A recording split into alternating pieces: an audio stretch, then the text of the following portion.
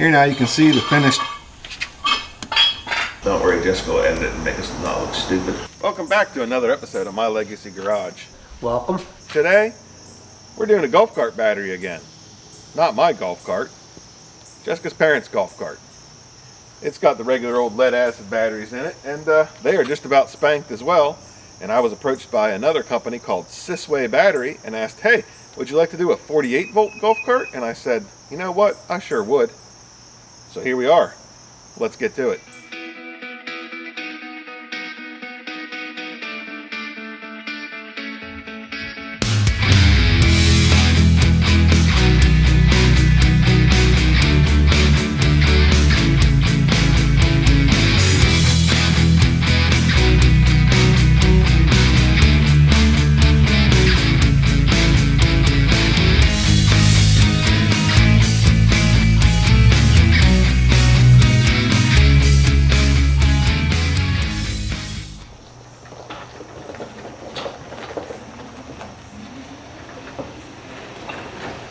Our golf cart is an easy go, and I'm pretty familiar with it because, well, we've done a lot of stuff to it over the years on the channel. This one is a club car. I mean, golf carts are golf carts, right? I don't know. Is it like Ford versus Chevy? I have no idea. What I do know is that the lithium iron phosphate battery that we put in our golf cart is far superior to the lead acid batteries that we had in there. And when I was given the opportunity to do it again, game on, let's get it done. This one has 8 volt batteries in it, which is a strange voltage of battery, but I guess they do what they got to do. Let's go ahead and see what we got going on in here, and then what we're going to have to do to get the batteries out of it, because apparently they're heavier than the 6 volt batteries, which is awesome. Yep, there they are. There they are in all their glory. 6 8 volt batteries, arranged oddly. That's strange. The 6 volts were all packed together in one big cube, which is sort of like how the lithium battery goes in there, but this one is different. Now let's get this bad boy opened up and see what we've got here. Excellent packaging. Look at that. Custom.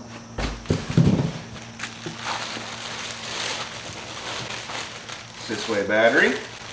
All the information. Look at this. This is attention to detail. Stuff like this, you don't get this nowadays. It's not just a little Ziploc bag. That's awesome. This looks like charger. Yeah, there's charger, wiring for all the stuff and things. Look at that, fancy. This goes in place of the original charging port, I'm assuming. Yeah, looks like it. That's pretty cool. This should be, we got battery covers there. This is the LCD screen. Comes with a little stand and everything. Look at that. That's pretty awesome. And then we've got the star of the show here, SISWAY battery. We have discovered a problem. There is some metal framework there and right there. And this in general is not very wide. It looks big, but in person it's not really that big. And then there is a depth issue in the front here where all the controllers and everything are. That's the actual controller there, and that's where you change forward and backwards and all that stuff. What I'm saying is it's awful tight right there to be able to fit this battery in there. It's probably doable, but I was looking at all this room back there and I was like, what goes back there? Welcome to back there. Just a big empty void right here. This plastic panel in here just has push pins in it, and we can pop that out. And we're thinking about putting the battery in here, in the back of it. I think that would work out pretty nice. It's definitely worth exploring. So I think we're gonna get the batteries out, get this out, do some measuring, and figure out where we're gonna put this thing. You may have also noticed I have an assistant today. It's his golf cart, so he has to help. This is Steve. Say hi, everybody. Hello, how you doing?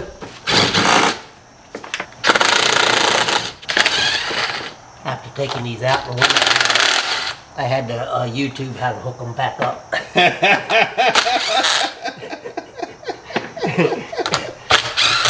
All right. What I found with these, if you lift them with this, a homemade strap, they do make a battery puller, but... So what you're saying is club car is like the Ford of the golf cart world. I would have to say, hard to work on.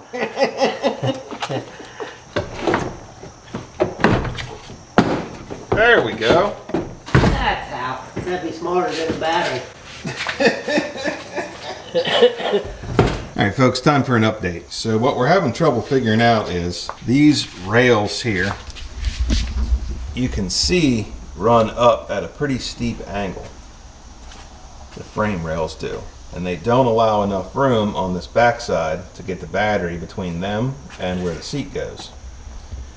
The next issue we're facing is we can't really move it far enough forward because we have all this up here, including the speed controller, which has a linkage right there that goes to the accelerator pedal, so we really can't relocate that easily. We thought about cutting out this back panel and putting it back here, but there's shocks on either side, which it won't fit between because there's only 18 inches. What we do have is a pretty large open space right here. And the motor's right there, so we're limited on how far back we can go. However, it will fit right here if we take this cross member right here out completely. And then this one right here, we're gonna have to pad it down underneath. And we'll run a piece of plywood back and put another cross piece underneath of it back here. And then the battery will sit right there and be just underneath of this piece of metal right here, which holds the controller and other electronic stuff back there. What I'm saying is, this is gonna require maximum effort because it ain't an easy go. Not at all. The time has come to make this thing disappears.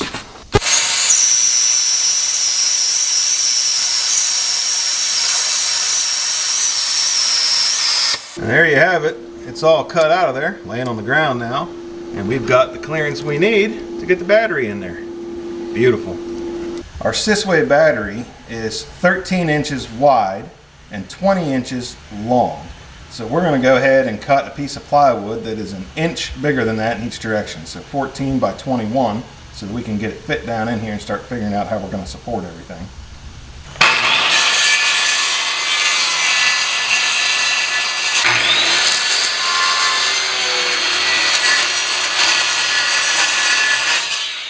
There we've got our piece of plywood that's going to go in there that the battery's actually going to sit on. So let's go ahead and see where that's going to fit. You can see here that we've got it tucked right into this cross member here, and we are actually sitting on a motor lug back there, which means that's going to have to come out.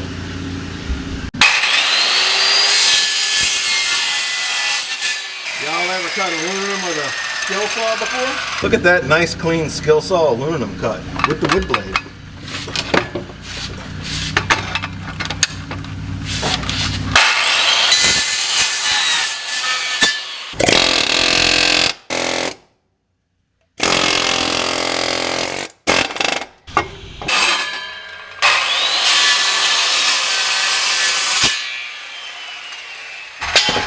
Just like that, it's gone. We've gone ahead and unhooked the controller here and got it out of the way off of this plate that's on the back of the bottom seat. We're going to go ahead and trim this plate to clearance the battery.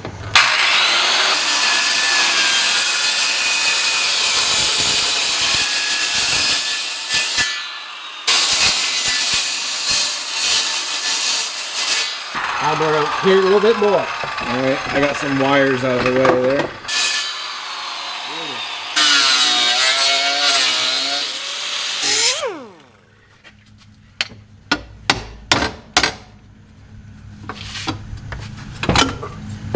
Beauty.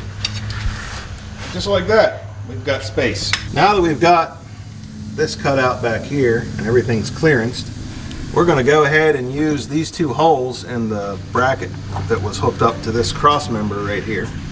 And we're going to bolt those straight down through the plywood.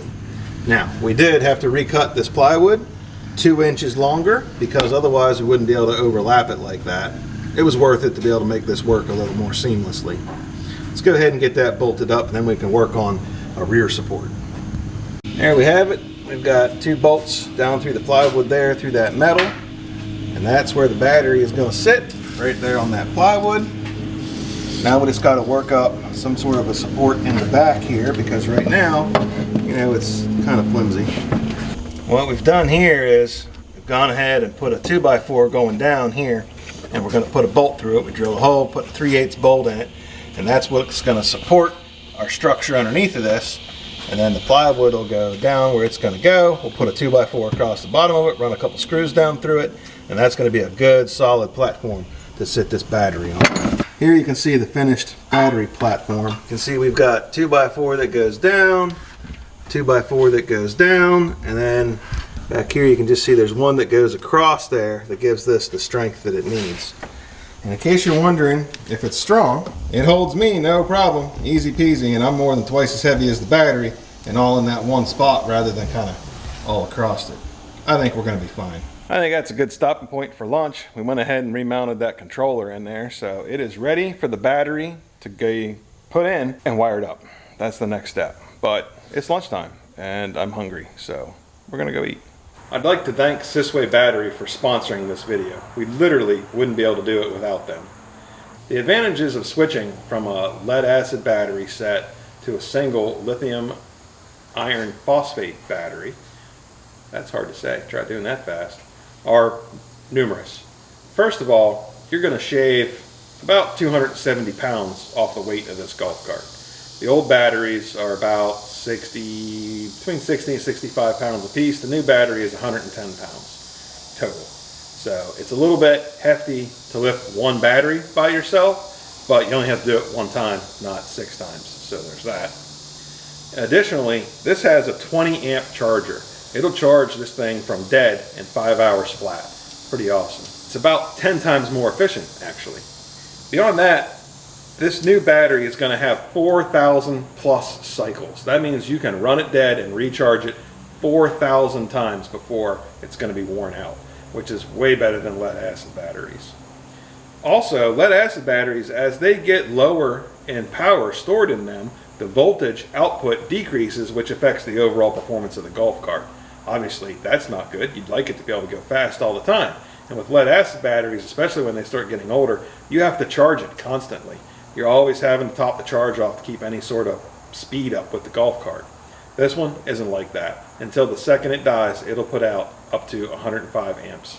This particular battery also has short circuit protection, cutoff protection, automatic charging monitoring. You can charge it when it's low, which is a problem with the lithium batteries when it's cold outside. This one with the low temperature, all the way down to 0 degrees Celsius, 32 degrees Fahrenheit, you can charge the battery and it's fine. Probably gonna have to pop it out in the wintertime if you're gonna leave your golf cart sit outside, put it in the garage somewhere where it's not gonna freeze. Maybe top the charge off. Couldn't hurt. The lead acid batteries, when they're fully charged, put out a little over 48 volts.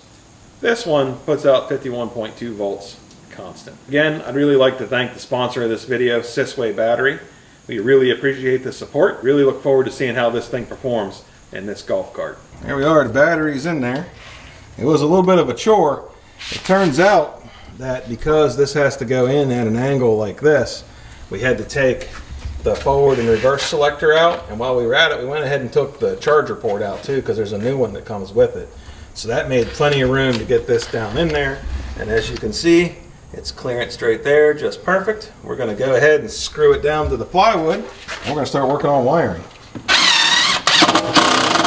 The short battery cables are requiring some creative solutions to fix here, but now they'll be long enough to reach up to the front of the battery where they need to.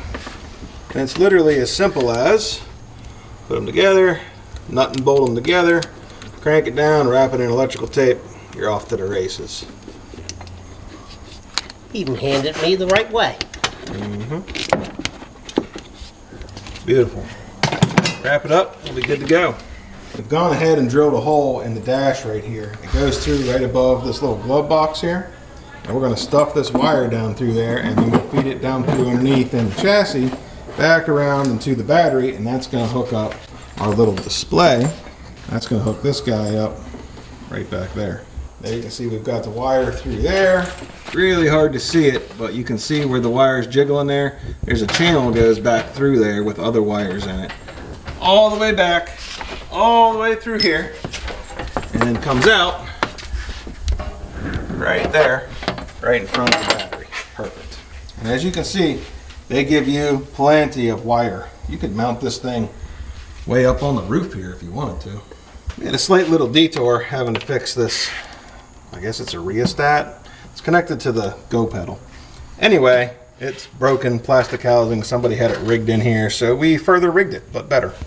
Anyway, we put a piece of plywood in right here so we can mount the charger to it. And I believe that is the last thing other than the charging port, which is going to go right there, that has to go in here, and then it's just a matter of hooking all the wires up and tidying it up. So let's go ahead and put this charger port in here. And it's nice, it has plenty of wiring, so you can put it in pretty much anywhere, but there's already ports right there, and the screws line up, so we're just going to plop her right in there and call it a day. We have gone ahead and installed that charging port right there, and that wire's just in here. That goes right here to this, which plugs right into your charger right there. Now, beyond that, there's this wire, which they call a light probe or something, I don't remember. Anyway, this basically is a charging indicator. So you can put that out through the side if you want. We're not going to, we're just going to zip tie it up in here. These wires from the charger obviously go to the battery. That's how you're charging the battery. This other wire from the charger right here goes to the charging communication port, which is right there. And then the other one that you see right there is the one that goes up to the LCD screen. There are labeled as to what exactly they are. The only other thing that needs to hook up is this red wire, this red and black. That is our LED lights.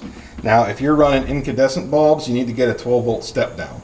But these LEDs can take up to like 58 volts or something like that, so they'll be fine. They'll just be nice and bright.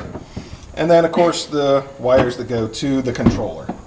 Now, if you can't really follow all this because it's a spaghetti mess, don't worry, because SISWAY's got your back.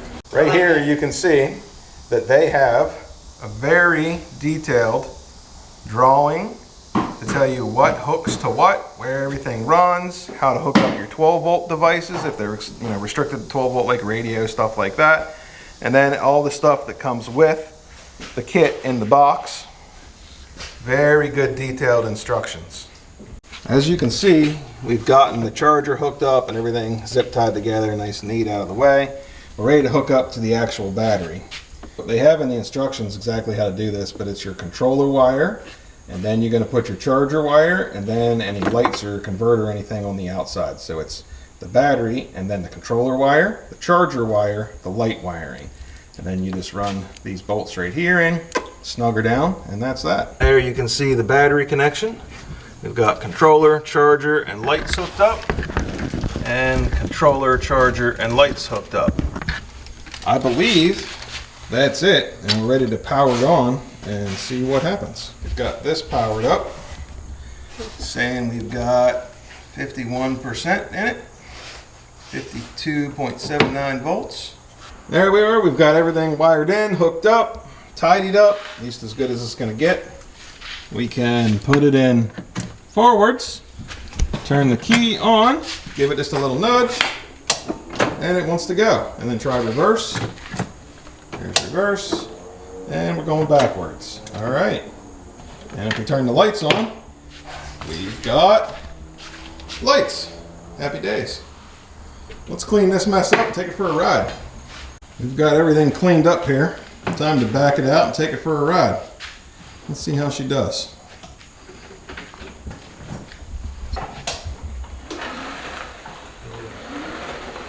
Scary. Might be a little too fast for him, folks.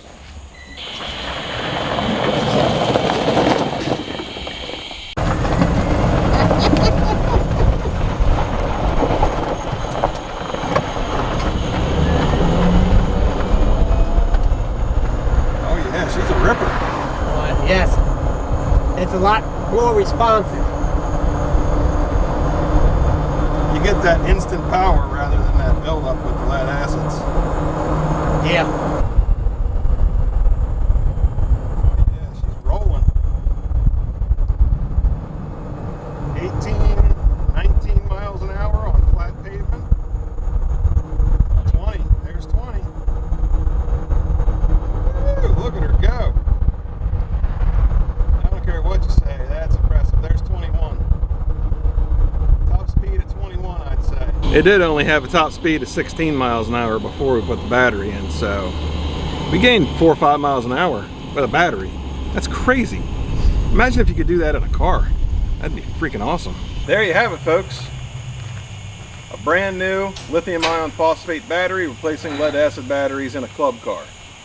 It was not what I would call easy, nor was it the most difficult thing in the world. With some minor skills, you can do it yourself. And you know, we used wood. You could make it out of metal if you wanted to, if you wanted to really be overkill, but the wood's fine. I stood on it. I'm over 200 pounds. The battery's 110 pounds. It'll be fine. It ain't going anywhere. I'd like to thank SISWAY for making this possible. We wouldn't have been able to do it without them providing the battery for us. And frankly, it's a really good product. The instructions that came with it for installation were easy to follow, clear, good diagrams. It was not hard to wire up. In fact, that might have been the easiest part of the whole thing, if I'm being honest. If you like this video, hit the like button. It doesn't cost you anything. We appreciate the like. It lets other people know, hey, this is worth watching. Lets you know how to do this. And if you really, really like it, hit the subscribe button to see what we do next. Thanks for watching. We'll see you next time. Boom. That's a wrap. Wrap.